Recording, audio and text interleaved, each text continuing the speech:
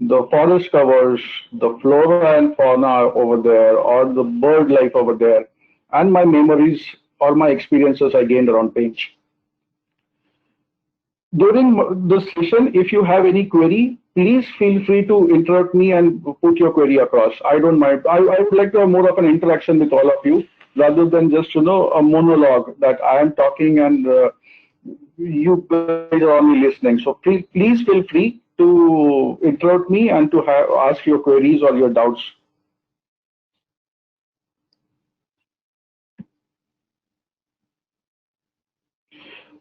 The experiences I'll share with you can be broadly categorized into these six categories. Okay. Okay. Now, what do you think? Is this image from Paint or the second image? No. No. Okay. Yes, they aren't from Paint. Both these images are from Ladakh.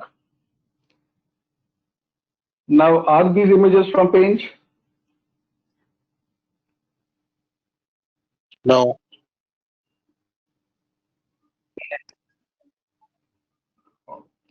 Okay. Let's look at some other images also. This, Yes. Yes.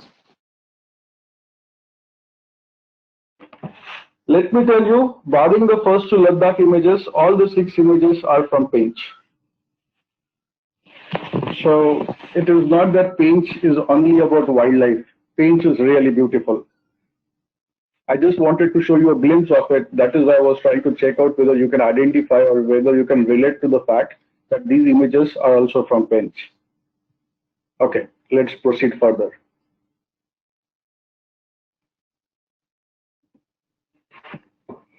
This is a male tiger. He is popularly known as Prince.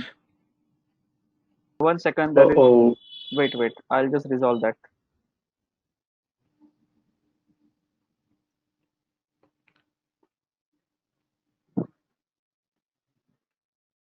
Yeah.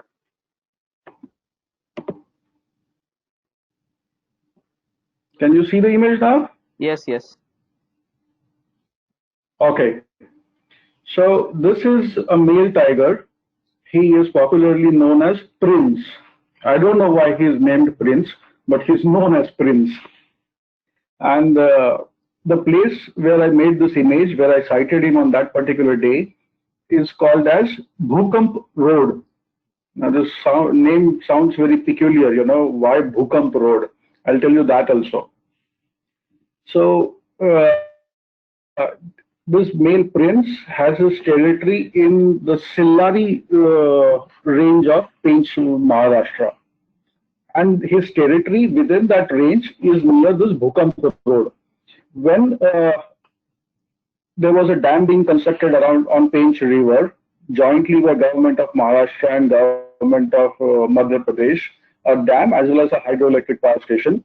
They also set up a small laboratory there, which was a seismology laboratory to keep a track on the seismic activity around the region to check if there are any threats of earthquakes and similar things.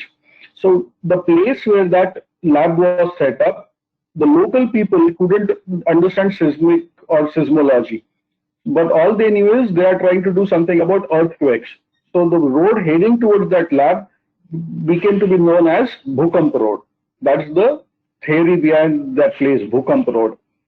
Now, something about how I cited Prince on that particular day, that was some knowledge, some traits of knowledge which is very hard for us to understand. On that particular day, I was with a couple of my friends in a vehicle, and we were in Penchallari. It was in month of May. It was very hot, and it was an afternoon ride, which begins at around half two in the afternoon. During the ride, one of the guides there, whom I know very well, he was in another vehicle, and he was in a vehicle, and that vehicle was parked somewhere, on the road inside the park.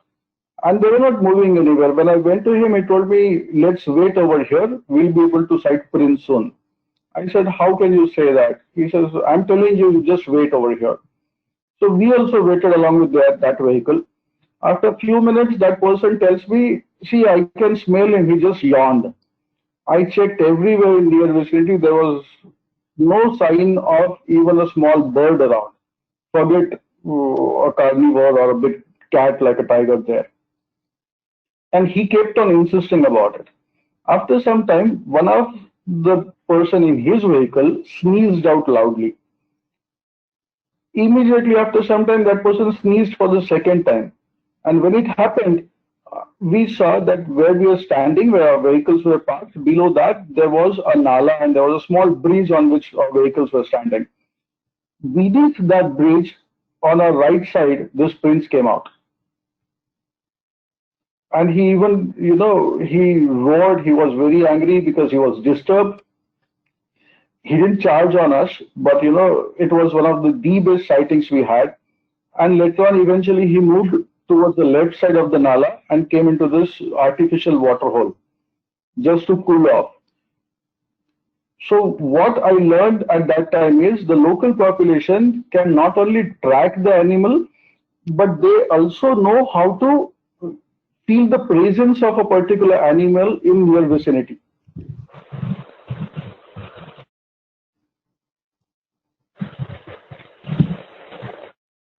Am I audible? I'm getting some disturbances. No, you're audible. Please continue. Yeah. Anybody who has any question?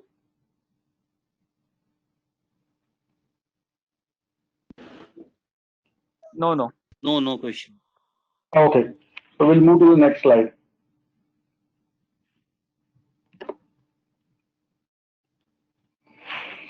Now this is about tigers. Please note the ears of the tiger. Okay. You see those two distinct white spots on the rear side of the tiger's ears? What does it resemble? What does it look like to you guys?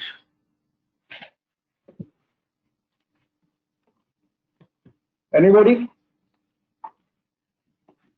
Maybe eyes. Yes, it looks like eyes. Nature has given this unique feature to a tiger, and what purpose it serves, nobody is very certain about it. But the probable reason for it is if any predator or any other animal is coming from behind a tiger, these white spots will resemble its eyes. So somebody will stay away from that particular tiger. That is one probable reason. The other probable reason is, when a tigress is moving with its cubs in thick vegetation or maybe in grasses, those cubs can look at those white spots and follow the tigress in thick and tall grass cover. That is another probable reason. Other thing about tigers is, the tiger is the third largest carnivore on land. The largest being a polar bear and the second largest being a brown bear. And the third largest is tiger. Let me tell you, the lion is smaller than tiger. A male tiger is much bigger than the lion. Apart from that, to tell you something more about tigers, a tiger consumes roughly 30 kg of meat in a single day or in a single sitting. That's a lot of food. Then tiger is the only striped big cat, and these stripes are unique to each tiger. The stripes are different from each tiger to tiger, and we can very easily identify a tiger from its stripes. That is how we identify different tigers. And these stripes are not only on the fur coat of that particular tiger, but also on its skin. It's a completely striped animal. And when a tiger roars, you can hear its roaring sound from a far off distance, like even 2 kilometers. We cannot shout and be audible for such a long distance, but a tiger can do that easily. Apart from that, let me tell you something about the lifespan of a tiger in wild. A tiger usually lives for anything between 11 to 13, sometimes even 14 years also into wild. That is the average lifespan. But a particular tigress in India was born in May 1996. She was named as Machli. She was from Ranthambore National Park in Rajasthan. And she died on 18th of August 2016. So she survived even for more than 20 years. That's kind of a record for a tiger to be alive in the wild. So sometimes tiger reach up to that age also in the wild. In captivity, the tiger's lifespan is more. It is roughly 15, 16 years. But in wild, it is around 12, 13, sometimes 14 years.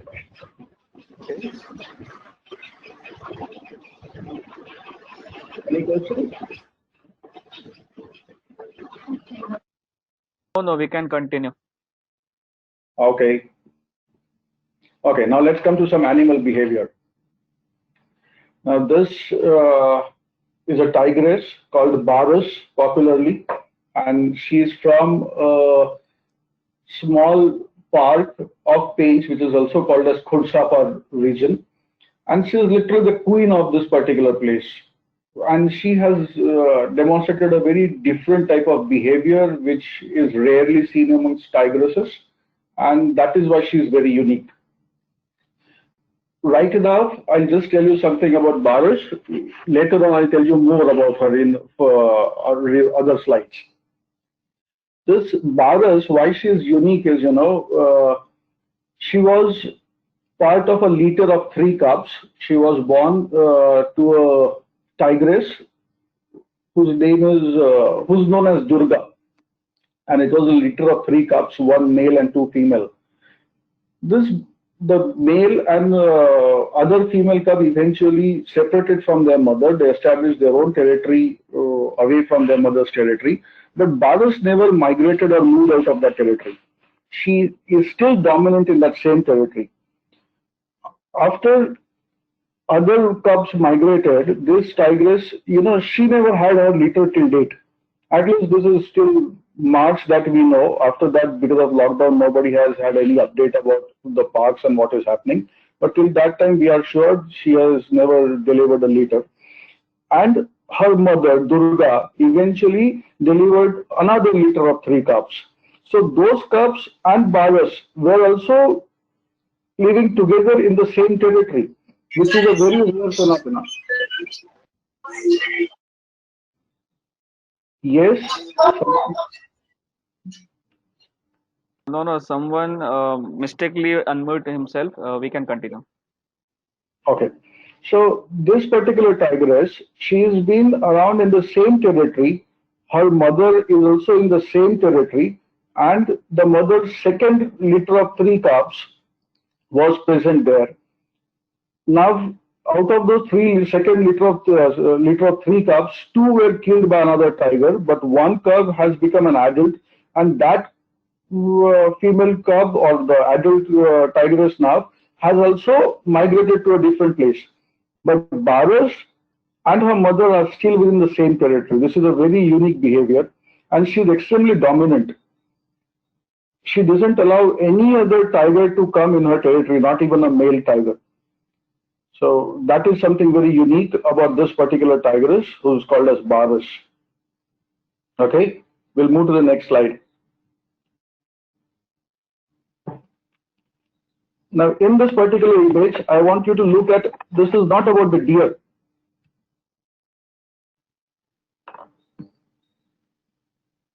This is about,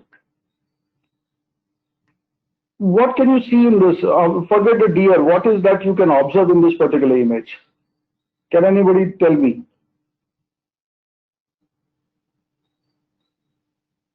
Two plateaus Anybody? are there.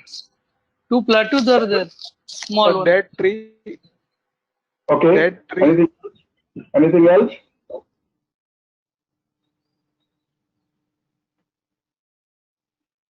Okay, I'll tell you.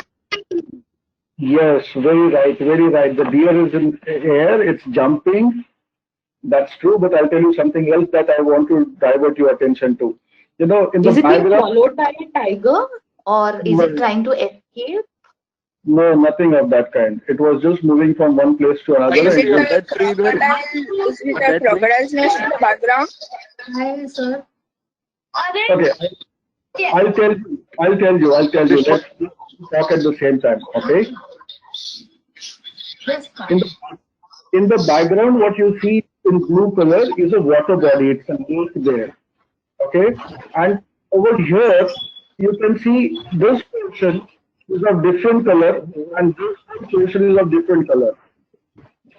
So this indicates the water level that has receded during the summertime that year. This image was made in year 2016. So 2016 happened to be a very harsh year as far as rainfalls are concerned.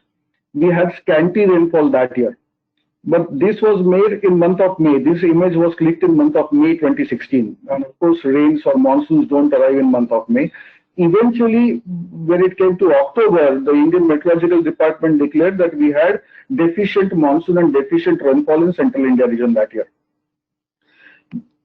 What I want to highlight is, yes, the water level had receded down substantially, and this smaller species of deers could even sense that we are going to have deficient rainfall or there's not going to be enough rainfall, which will result in not having enough grasses as their food.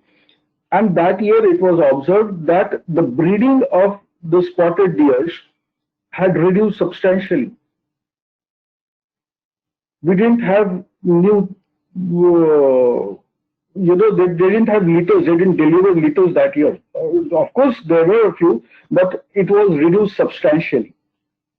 So the thing is, how can these animal species understand or they can forecast that we'll have enough rainfall or not? This is what we can observe these animals and we can learn from them. Now the thing is, how do animals even avoid, delivering their litter? Sometimes they consume a herb which is called as diascorea, and they abort their pregnancies. They could to that extent. It is not only deers. There is a record of a tigress from another range in another park in Central India called as Nagzira National Park. From there, a tigress had also consumed this diascorea herb and aborted her pregnancy once. It is recorded. It is recorded by forest officials. So it is not something that we are talking about hearsay here. Okay? We'll move to the next slide. This is a pied cuckoo. In our local parlance, it is also called as chatak. Many of us have heard about this chatak bird. And whenever we see, it is said that chatak brings in rains or monsoons for that matter. Do you really think that when chatak comes, monsoons arrive? Anybody think so?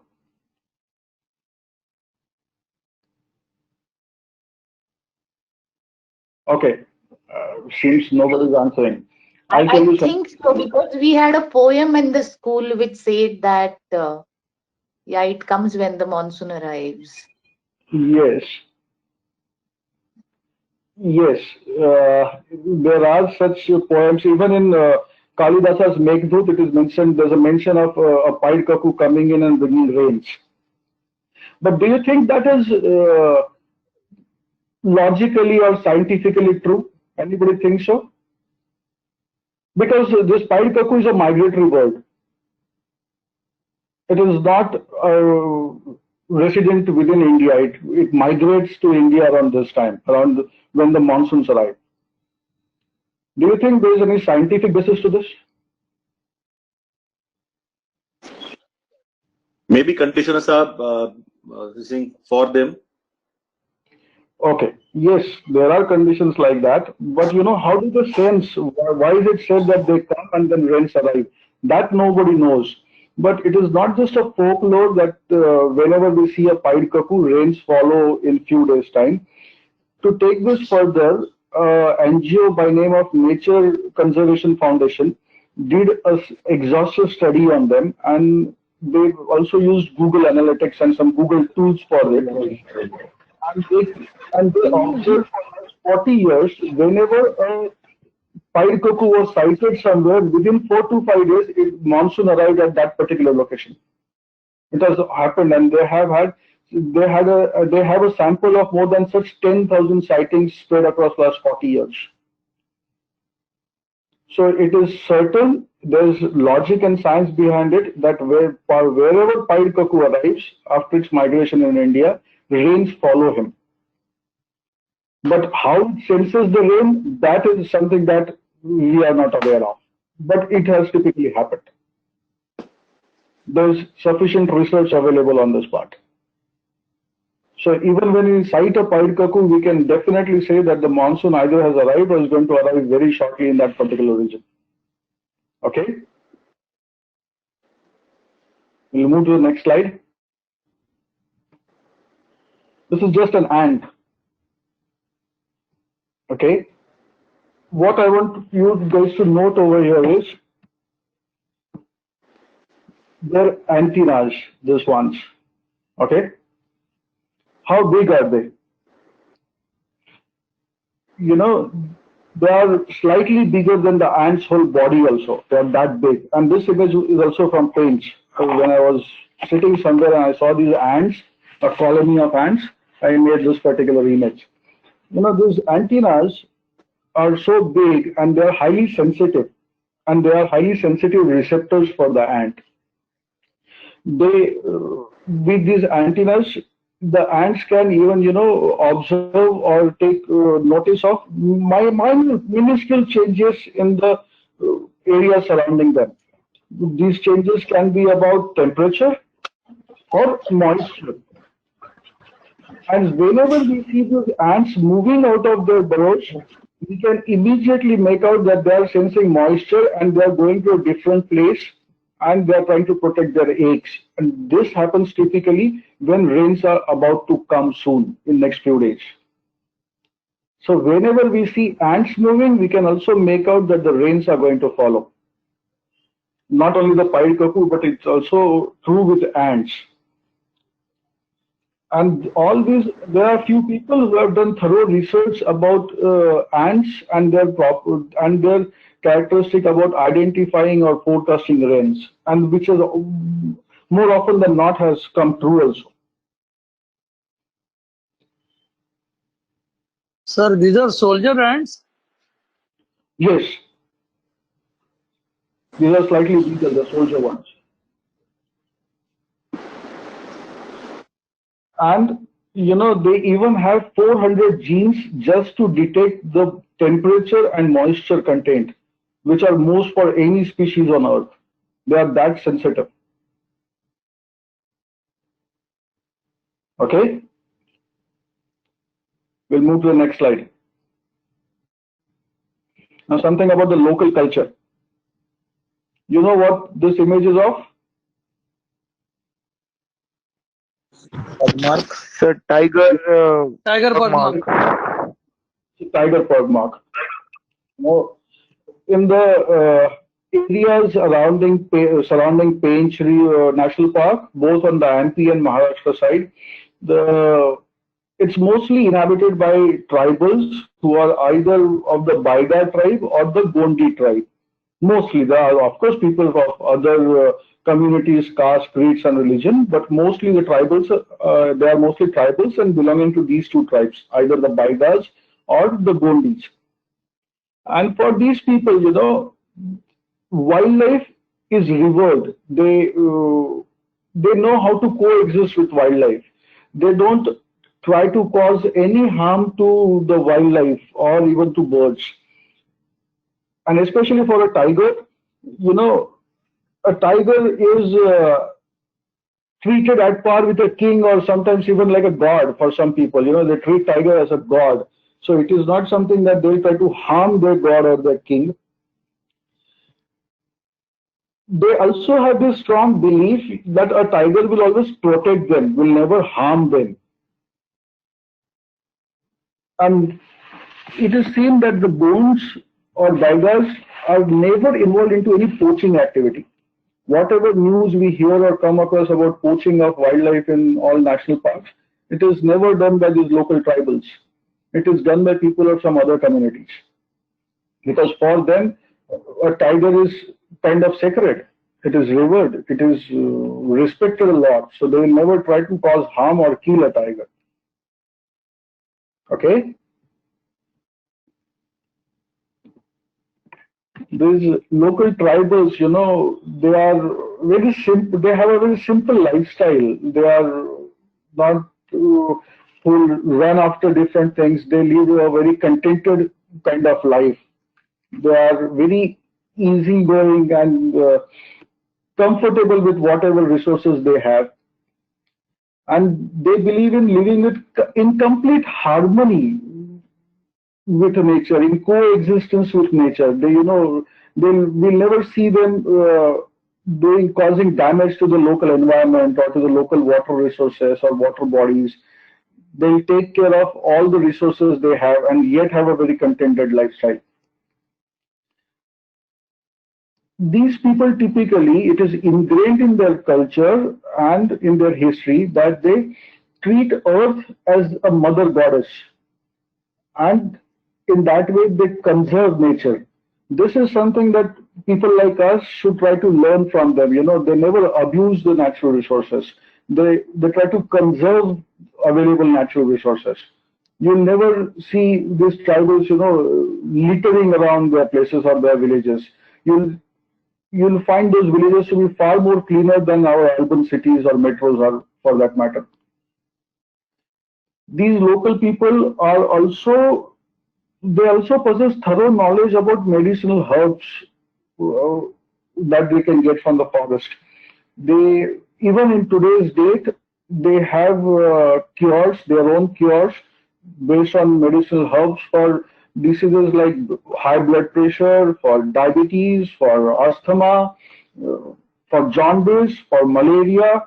I have even heard of one person saying there's a herbal medicine he has which can cure baldness. I don't know how true it is, but I've heard about it. They also have their own medicines for scorpion and snake bites. I have seen it in front of my eyes. At one of the resorts where I was staying, boy working over there, he must be hardly 19, 20 years old. He was bitten by a cobra, and it was very shocking. That boy could have died because a cobra is a highly venomous snake. Immediately, a man was called. He gave him some kind of decoction to drink, and then they took him to a hospital at the district place, which was around 70-80 kilometers away, and that boy survived after getting the anti-venom. But without that decoction, he wouldn't have survived that long journey of an hour or so. So I've seen it with my own eyes that that person came and gave that decoction. It was like a teacup full of decoction to him, and that boy could sustain the travel of 80 kilometers to reach the hospital for the anti-venom to be administered to him. So these people really know about some herbal medicines also. Unfortunately, the government doesn't recognize it and doesn't try to do more research on it. But these people do possess that kind of knowledge and information, which can be used by other agencies also. Now, in this image, you see two women. They are trying to pick up flowers from the ground. These flowers are of mahua tree. Now, do you know what is the use of mahua tree? Or in this case, why are these flowers being collected? Everybody knows, right? So liquor. Yeah. Yes, the first thing that comes to make mind. liquor? Yes, So that is multiple uses are there. Like you can make liquor, you can make use it for your daily food items. You can prepare while you sabzi or item like that from mohua. very true. Very true. I'll tell you. Mahua tree is like, it is like a kalpavruks. It has multiple uses of a mahua tree. From the flowers, they are fermented, and of course, the local brew alcohol is prepared. That is one thing. But the seeds of mahua, they have quite a large oil content in them. So oil is extracted from those seeds. That is one. Those seeds are also used as biofuels. as per the research that has been conducted for last almost 10 years now, mahua seeds can be used as biofuels also. Then different mahua seeds are also used to make a kind of butter, which is used in cosmetics, in different medicines, and a small portion of it is also used in making chocolates. So whenever we eat a chocolate, buying it from any shop, it has some mahua content into it, mahua seed content into it. So it is not just liquor. Other use of mahua is from mahua seeds, you can get a very good cattle feed. Even that is made from mahua seeds. The bark of mahua tree is used for different purposes. Now, even some NGOs are trying to develop a fabric out of mahua bark. Even that work is going on. Each and every part of the tree can be used in some way or the other. It is a very strong tree, and plus it gives a lot of benefits to people around in that particular vicinity. So that's about mahua. Now, some funny incidences. You see this small langur peeping at my camera? This happened, this was during a morning ride to Painch. I was moving around Painch, and we heard some sambar calls expecting a tiger to come around that side. Luckily, fortunately, ours was the only vehicle in that particular place. So we decided to hang on there and see if a tiger comes out and we can sight a tiger. But there was nothing else to do in the vehicle, so we were sitting idle. And there was also a group of these Hanuman langurs, or monkeys as we call them, and they were playing around, their entire group. And there was this small monkey, he was kind of mischievous. He was jumping from one place to other, and he was moving as far away as total 50 or 60 feet from one place to other. And from different places, he was only looking at me. And again, he'll go to some other place, wait, stop, and keep looking at me. This thing continued for around 15-20 minutes. Finally, I also got interested into him, and I started observing that monkey more and more, that young monkey, and I could make this image. It was like, he was playing hide and seek with me, or he was trying to tease me. It was a very funny moment for me that day. Ultimately, the tiger never came out. We couldn't sight a tiger at that place or in that particular ride at all. But this monkey made my day that day, and this particular image. Even today, when I look at this image, it reminds me of that particular incident, and it brings a smile to my face because he was teasing me and was kind of playing with me. So this is a funny incident from Painch. I see a question by somebody named Drishti asking, is there a Black Panther in Painch? We'll take that question at the end, okay? Look at this image. Isn't this funny? That small monkey, it wanted probably a swing to play, but it doesn't have access to a garden and doesn't have a swing, so it made a swing on its own. It's just hanging onto the tail of its mother. This is how the small monkeys enjoy their time, the whole day they are very mischievous. Let's go to the other image. So this,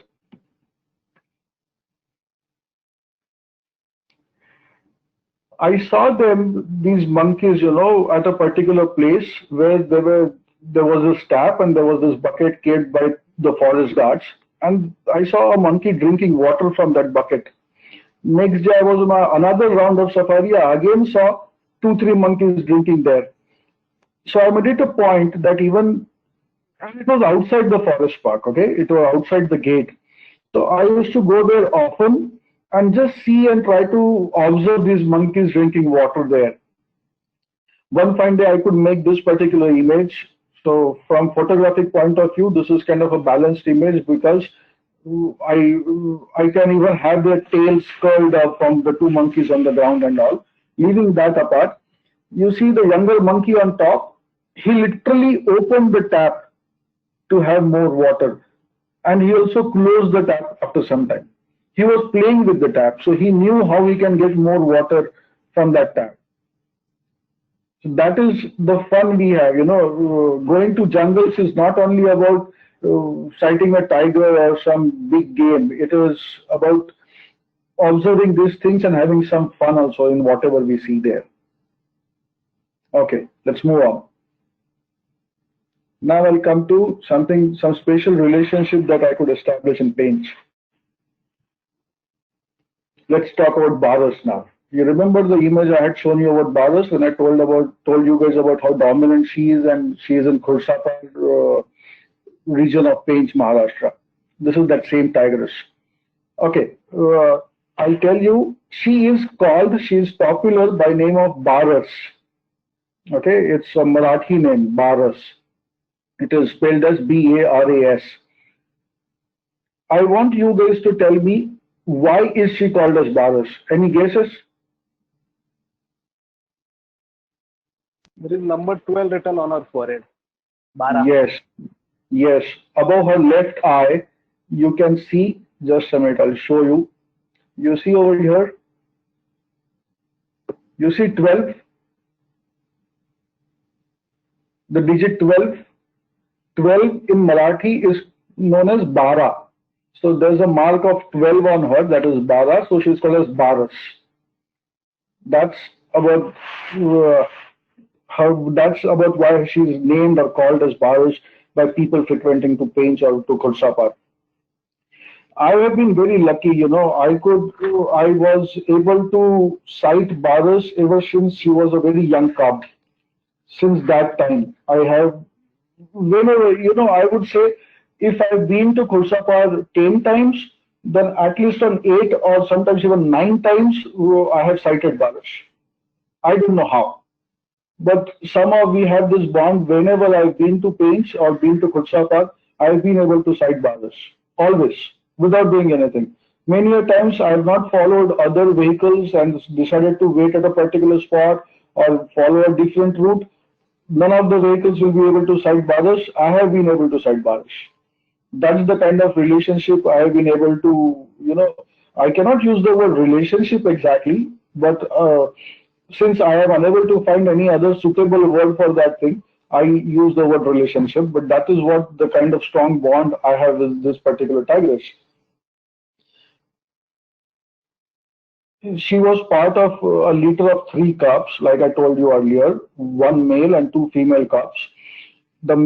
She was born to a tigress called as Durga, and that litter was due to a very dominant male from Painch, who's also called as Handsome. He's a very beautiful tiger.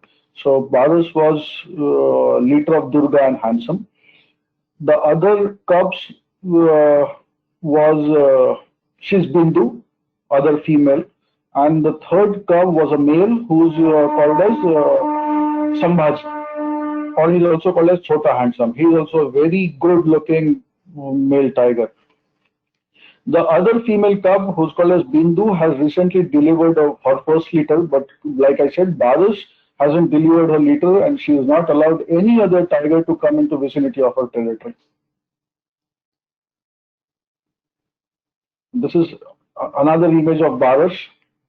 Like I said, I've been able to track her since her early days.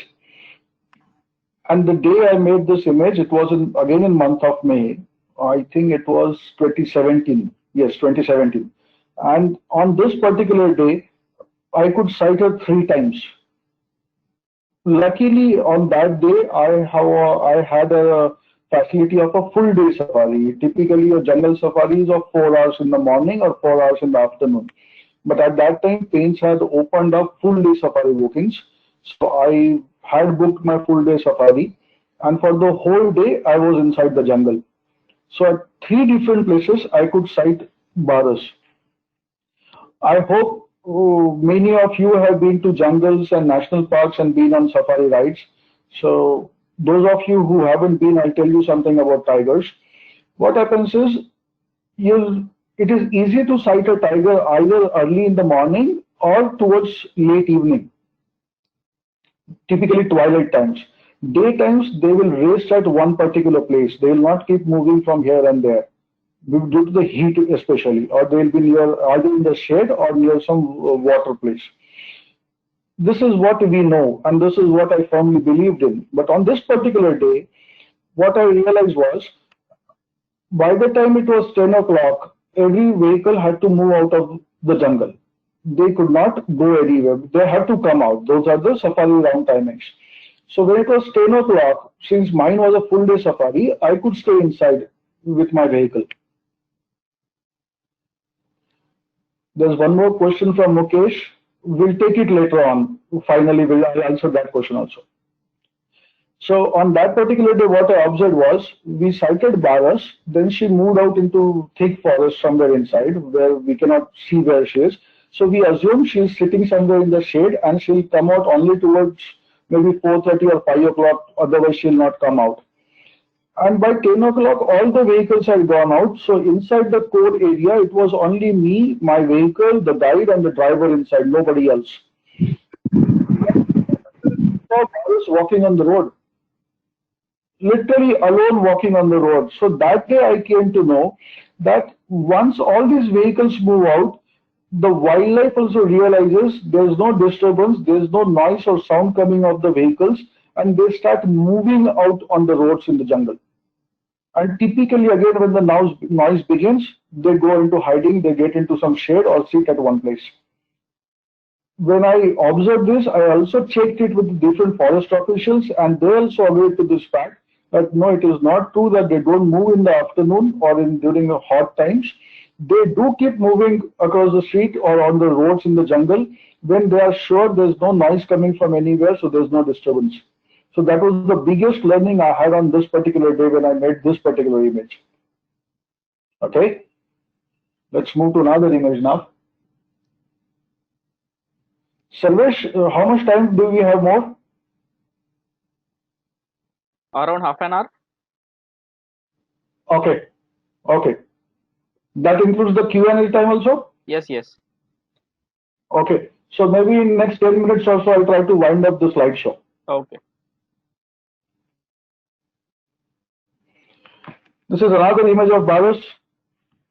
You know, like I said, I never try to track her or do anything to sight her, but she always is able to find me if I'm in the jungle, I'm in that particular Khursapar region.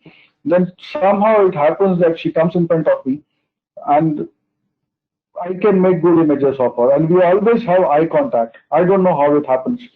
At times, it's not an exaggeration if I tell you guys that I can talk to Baras through eyes. It is that kind of a bond I have with this particular tigress. She is one of my favorite tigresses.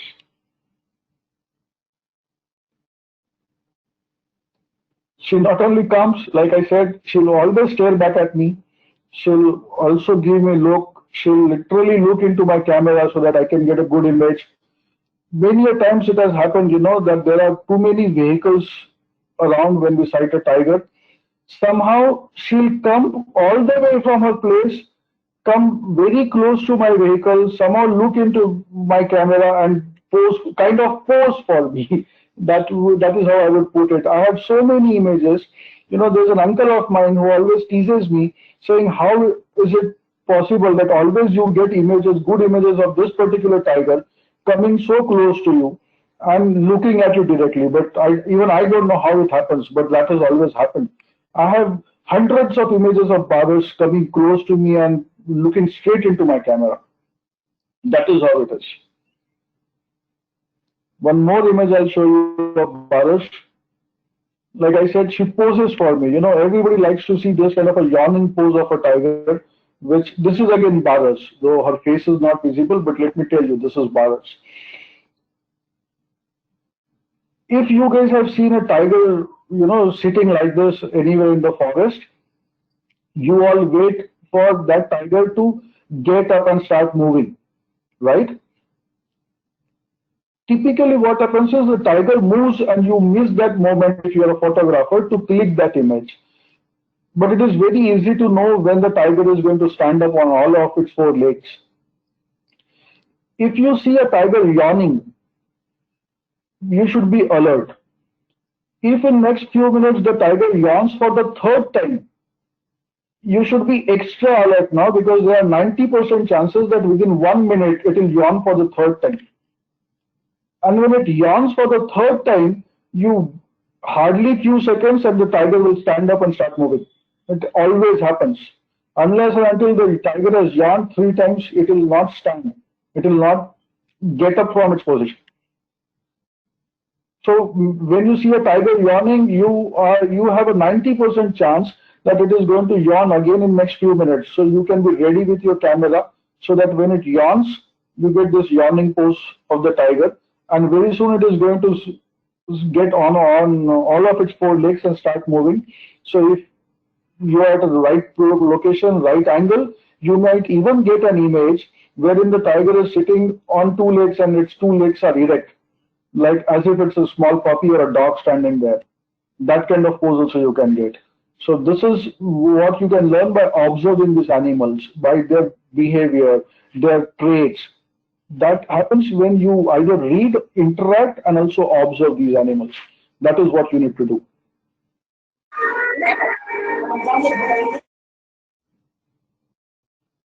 Okay, now let's talk something about birds. How many species of birds do you see in this particular image? Anybody? 5. Okay, anybody else?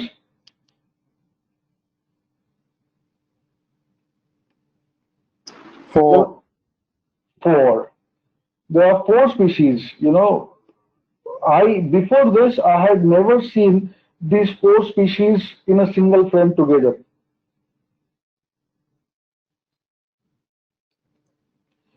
These species, I'll tell you. Wait a minute. There's my. Just a minute, please. I'm sorry for this. Okay. Orange-headed thrush. Pardon? Pardon? Orange-headed thrush. Yes, that is one. This one is the orange-headed thrush. This one, That's a black-headed oriole. yes, black-headed oriole. This one. This is a golden oriole. Which are these 2? They are leaf Can I? mice. Leaf bird. Okay. Jordan leaf bird. Yes. Okay. So this happened at a. Yes. And this image I made at a small water hole again in Painch. And again we were waiting for a tiger sighting, but nothing was happening on that particular day. And we again never sighted any tiger that day. But we were waiting near a water hole. And I could sight all these birds together trying to drink water from that. The water was highly contaminated. It was stagnant water, but still all of them were there. And I like this image a lot because I can see all these 4 different species into a single image for that reason. Look at this image. It seems as if they are having a discussion.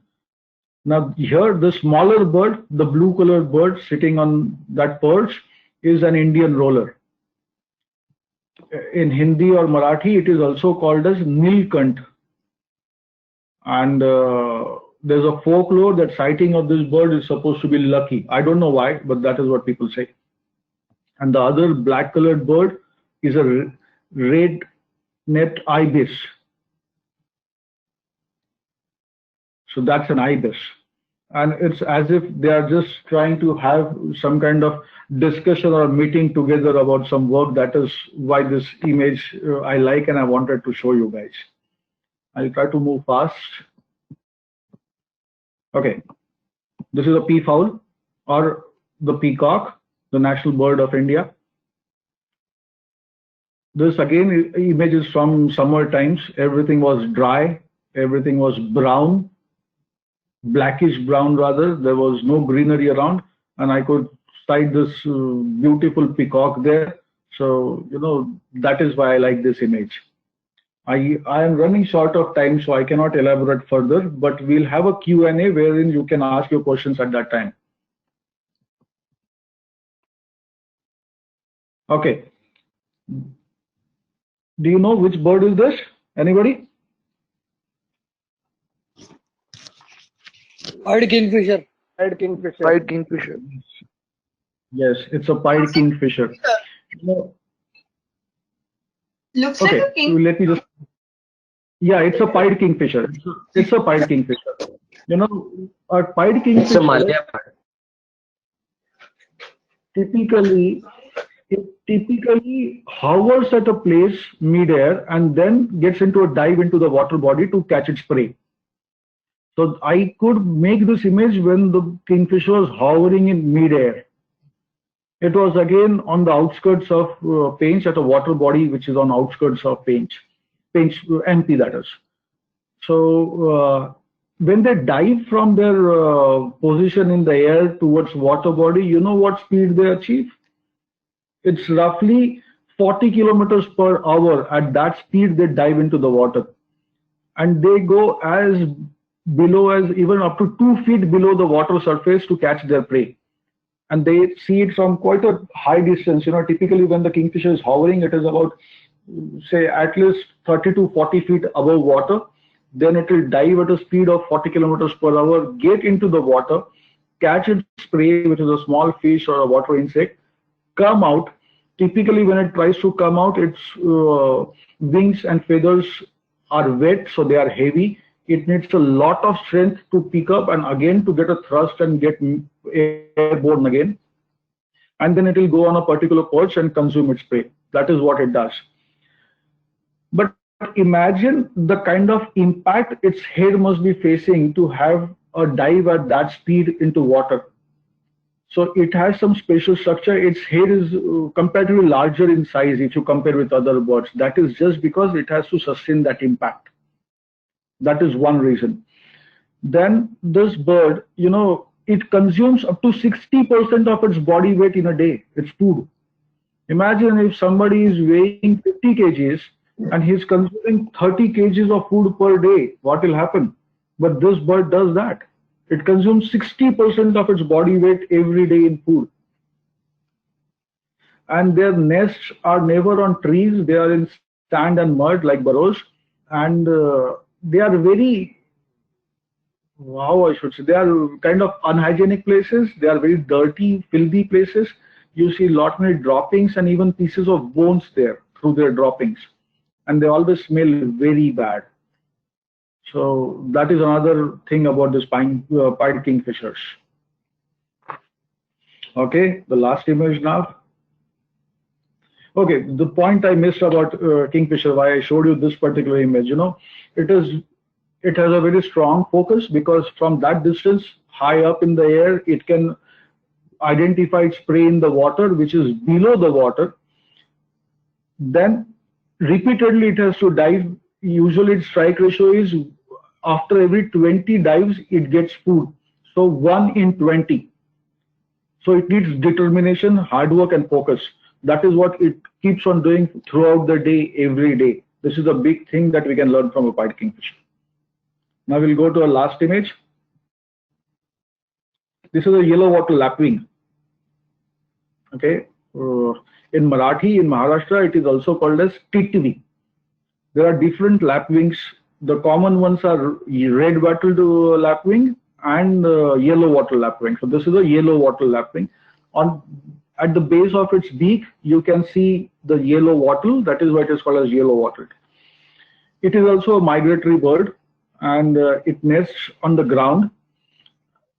So typically around this time of the year, you know, from March to around June, they'll nest and breed on ground and then they'll again go away. So during those months, everything is dry, so they have a very good camouflage. Everything is either yellow or dry on ground, so they can hide themselves. They can hide themselves from predators, from human interference, from lizards, snakes, even the feral dogs. They consume their eggs and all, or their chicks, so they have a good camouflage. And once it starts raining and the chicks have grown to fly, they immediately migrate to different places. one very interesting thing about this lapwings is they always nest at the same place every year. So if you can ever sight a yellow water lapwing somewhere, be assured next year on the same time they will come back there and nest again. It always happens. They nest at the same place every year. They don't change their location. Okay? That's all from my side. Now we'll take questions. Yes, I saw a question about Black Panther in paint. Is there a Black Panther in paint? Somebody asked me. Who was that?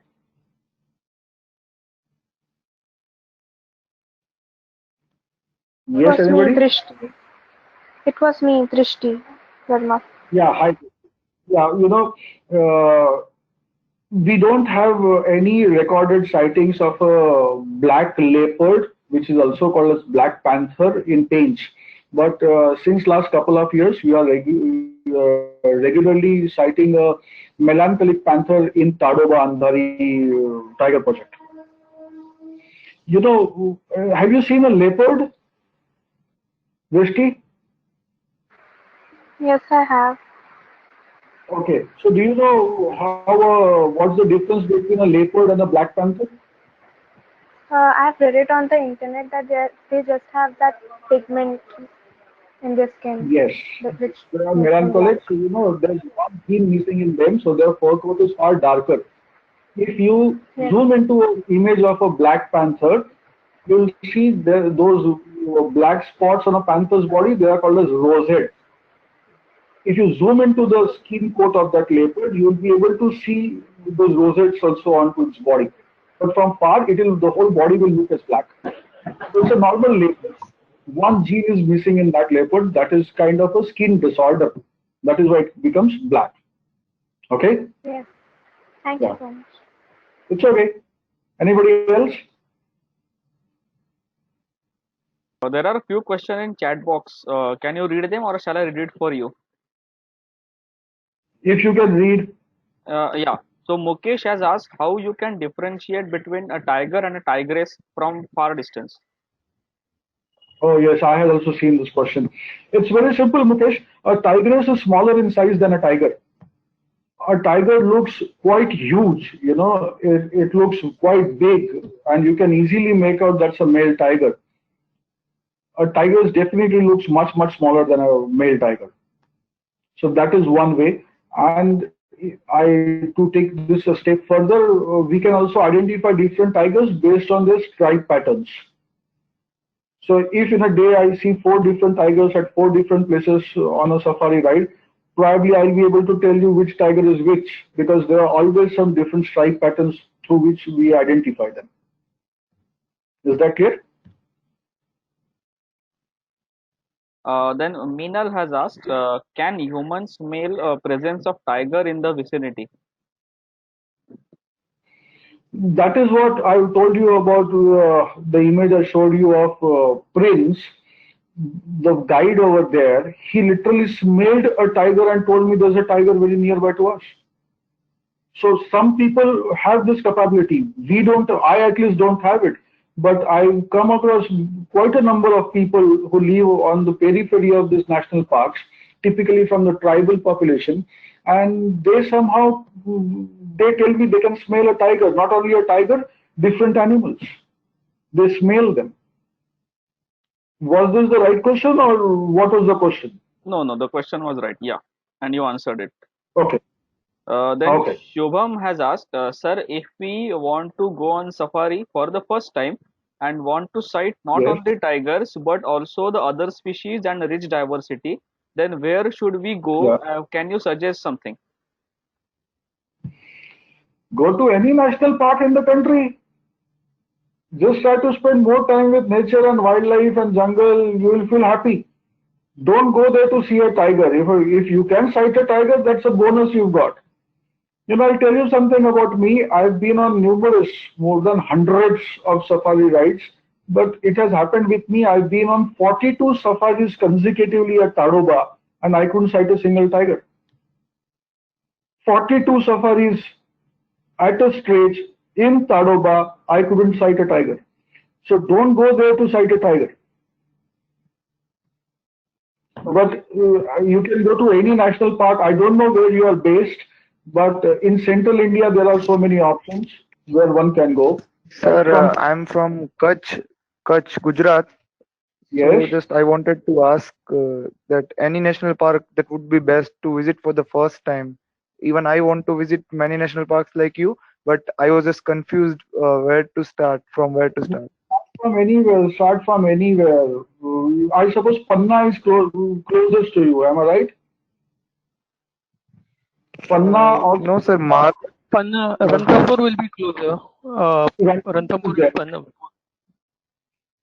Ranthambore, Sariska should be closer to you comparatively from Kutch. Yes, sir. So you can start from there. Or sometime Okay, come sir, down to thank you. Nagpur, give me a call, and then we can go together. Sure, sir. I would love to.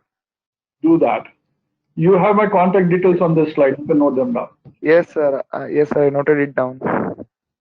Yes, Sarvesh. Thank you, sir. Yeah. So then we have one more question from Kunal. Can you Yes. share any experience with legendary Collarwali tigress? Bijendri.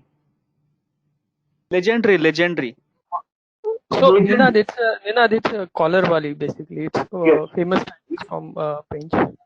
He is literally a legend, a living legend. Who asked this question? Kunal. Yes, Ninad. Actually, we just got a glimpse, a backside glimpse once. Okay. Not a full sighting. So, do you have any experience with her? What you have with the Baras? No, not with her, not with Collarwali, not with Badi Ma or Badi Okay. Mada. Badi Mada, yeah. Yeah, and do you know Collarwali, why is she unique? What is so special about her?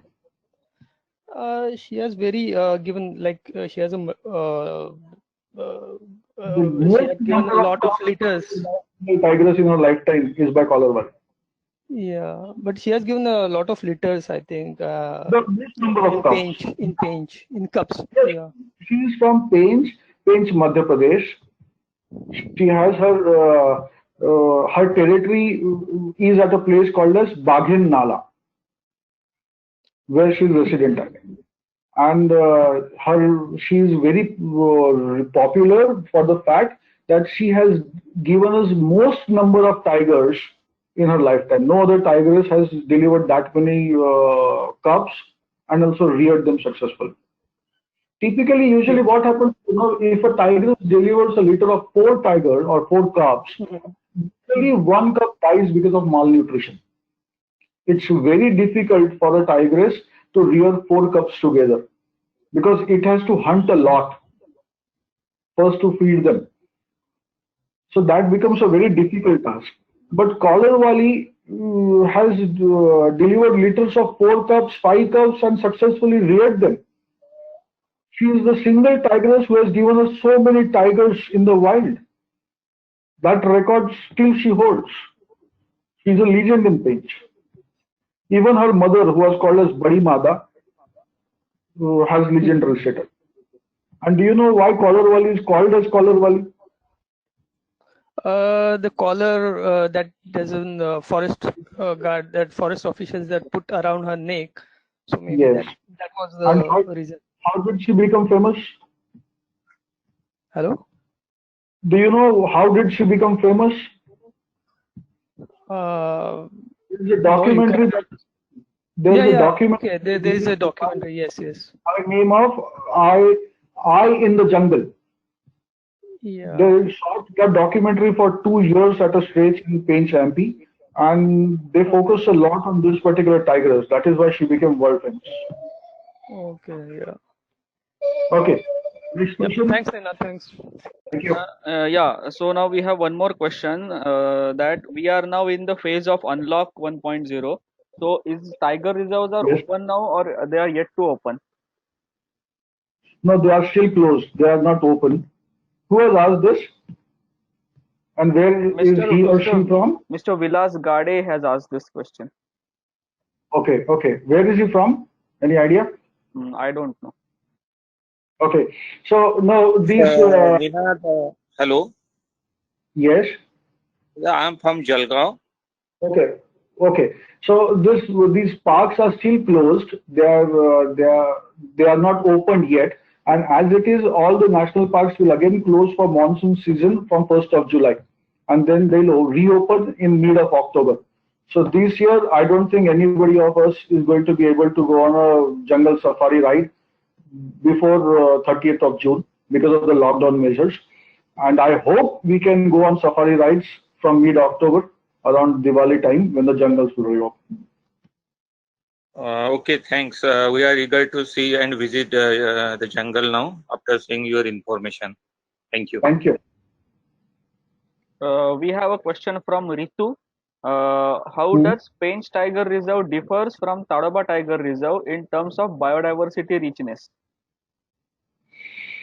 See, Tadoba has more number of tigers in the wild, and it is a very thriving place. But Pench is different. I myself find Pench to be far more beautiful because I get a lot of activity in Pench. I also get a lot of birding activity in Pench. But if I'm more keen about observing tigers, I would always head to Tadoba Andhari. But if I want an overall experience, I always prefer Pench. That is how it is. So biodiversity wise, the landscape is very different. Around Pench, we'll see a lot of lantana. In Tadoba, we'll not see that much of lantana. We'll see more of teak and bamboo around Tadoba. So that's the difference. But the Tadoba is thriving with tigers. Touch wood for that. We are lucky. The forest department is doing a fantastic job. So we have that benefit with Tadoba. It's a very well managed park. And Pench has been, has having its own facing its own set of problems over the years. Poaching activity to a certain extent is repeatedly happening in Pench. That is a big problem. But still, I like Pench a lot. But they are different, yes. Okay. I have one question. Can I ask? Yeah, please.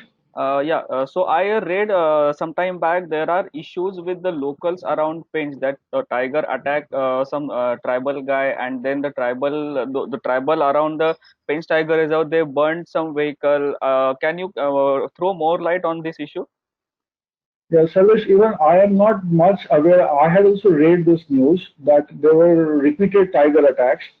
So they got worried, and those people then tried to agitate. They went to the forest department, they sought help, but they were not getting help. So they tried to create some ruckus, and those things happened. But I don't have complete information about it. Okay. Okay. So thank you. Yeah, please continue. We are having more such man-animal conflict cases from, corridors and buffer areas of Tadoba, and lesser from Pench, but it is happening a lot from Tadoba region. Okay. That is why the government is even thinking of translocating around 50 tigers from Tadoba to different parks. Mm-hmm. So what is your opinion on this translocation of tiger? Is it good or not? No, anything that is forced is not good. We should not interfere with that. Let nature take its own course. If the tigers want to disperse, they'll move out to the corridors and go out to other places. But we should not forcefully do that. That is my personal view. Okay. Okay. Great. So thanks a lot. Thank you very much for sharing this information about Pench Tiger Reserve, and thank you for the virtual tour of Pench Tiger Reserve for us. Thank you very much. No. I thank you on behalf of Greenbox Trust. Yeah, one last from my side, Sarvesh. Yeah. To everybody present, I have a small appeal to them. Guys, Sarvesh, Krupa and their team with the trust are doing a wonderful job. If all of us can be of any help to them, either with our services or with our donations or any other purpose, I think we all should do that so that this good work can continue. And there are a lot many activities these guys are involved into for nature conservation. You can get in touch with them. They can, of course, guide you what all they do. But if possible, we all should help them in whatever way we can. Thank you. If you need to contact me, these are my contact details. Feel free to reach me on email or phone or WhatsApp anytime. My WhatsApp number is different. Please don't get confused. Oh, okay. Okay, Sarvesh. Yeah. That's it from my. Yeah, thank you very much for appealing. And yes, I would like to request everyone that to support our green initiative. Please help the Green Works Trust. If you can make a small donation to us, it will be a great thing. Remember, no amount is small for us, so you can show your helping hand. And once again, I thank you everyone for joining this session, and thank you, Mr. Ninad Mehral, to take out time for us and showing the glimpses from the Pench National Park. Thank you very much, and have a good day, all. Stay safe. Thank you. Yeah, bye bye all.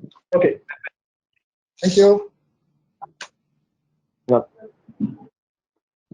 Ninad, I joined this a bit late. Is it possible to have the presentation copy? Yeah, we have recorded the session. We will be uploading the session on YouTube. I will post the link once we upload it. That would be great, Sarvesh. Okay. Yeah, thanks a lot because I also joined late. Yeah, I will share the link. Okay, thank you. Thank you.